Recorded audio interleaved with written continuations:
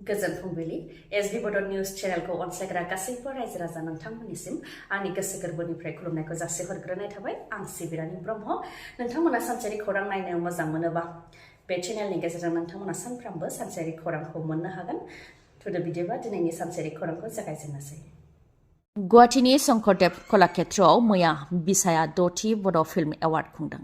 BTR सरकारनि मददजों 6थि बड' फिल्म एवार्डखौ खुंनाय जादों, जेराव बलिउडनि मोनसे समनि मुंदांखा एक्ट्रेस पद्मिनी कलापुरीआ बाहागो लादों। बर'नि गाननाय जोमनाय दख'ना फास्रा गाननानै बाहागो लानायखौ नुनो मोननाय जादों।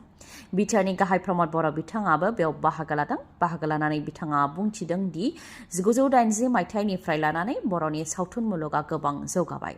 फैबाय थानाय समावबो बिटिआर सरकारा मदद होगोन।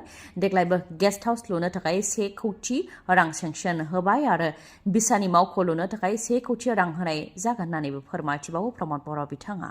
बिथांमोनजों लोगोसे बर' सावथुन मुलुगनि गोबां महरगिरिफ्रानो बेयाव बाहागो लादों। मोसानायजों लोगोसे दामनाय देनाय बायदि रंगिना संगिना हाबाफारिनि गेजेरजों मैया 6थि बड' फिल्म एवार्डखौ खुंफुंदों।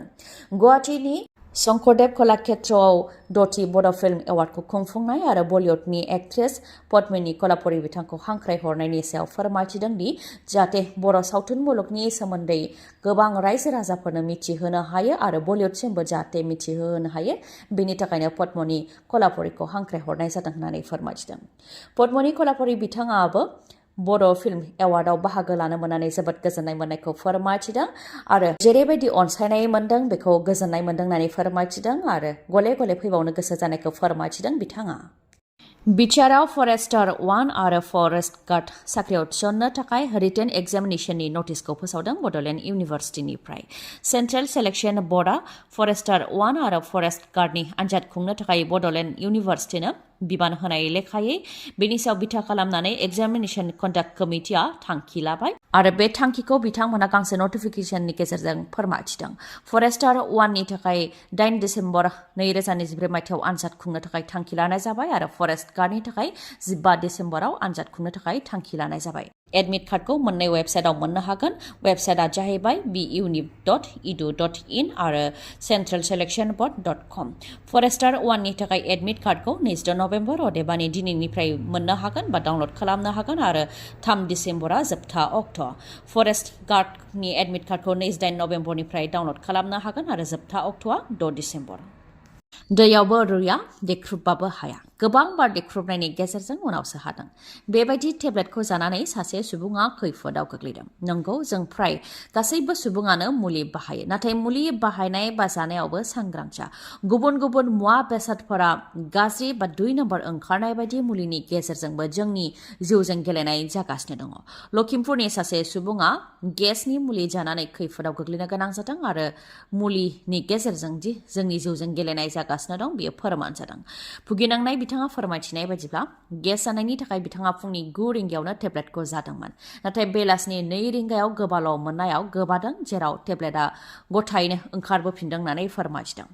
9 रिंगायाव जानाय टेब्लेटआ बेलासिनि 2 रिंगायावबो रुयैखौ लानानै बिथाङा टेब्लेटखौ लानानै आनजाद नायदोंमोन। खुरैयाव दै लानानै आनजाद नायदोंमोन बिथाङा, जेराव टेब्लेटआ गोलाव समनि उनावबो रुयाखै आरो गिलासजों गोबां खेब 20-24 खेब देनायनि उनावसो गुरुबदों होननानै फोरमायथिदों।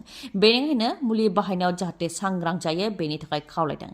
टेब्लेटनि मुङा रेबलेट 20। रेबलेट 20 कम्पानिनि मुङाव सोरबा दुथां सुबुङा नंखाय मुलि दिहुननानै फालांगि खालामदों जानो हागौ होननानै फोरमायथिदों आरो बे जाथायखौ फार्मासिजों लोगोसे डक्टरनोबो मिथिहोनाय जादों होननानै फोरमायथिदों बिथाङा। 2025 मायथाइयाव मेट्रिक आनजाद होनो गोनां फरायसाफोरनि थाखाय मोनसे खौरां। 2025 मायथाइयाव जानो गोनां मेट्रिक आनजादनि थाखाय रुटिनखौ फोसावनानै होबाय सेबाया। 15 फेब्रुवारि 2025 मायथाइनिफ्राय आनजादा जागायजेनगोन आरो 3 मार्चआव आनजादा जोबहैगोन। गिबि जागायजेननाय सानखालि फुंनि समाव इंराजि थागोन, नैथियाव 17 फेब्रुवारियाव जागोन, बेयाव एमाइल थागोन आरो बेबायदिनो 3 मार्चसिम आनजादा जागोन।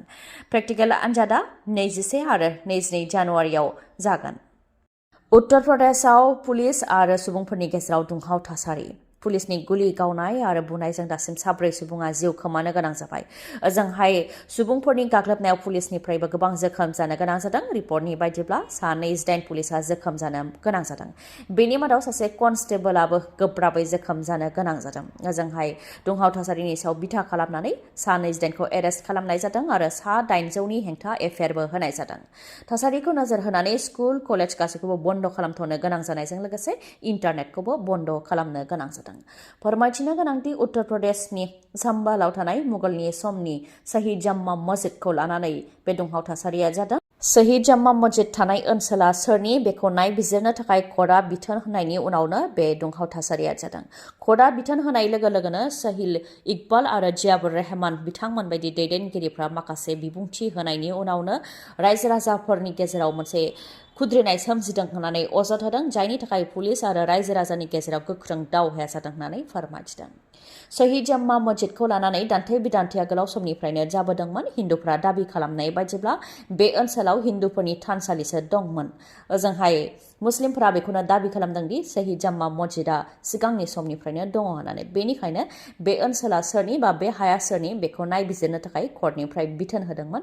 बेनि उनावनो बे ओनसोलनि रायजो राजाफोर आरो पुलिसनि गेजेराव गोबां दावहा जादों।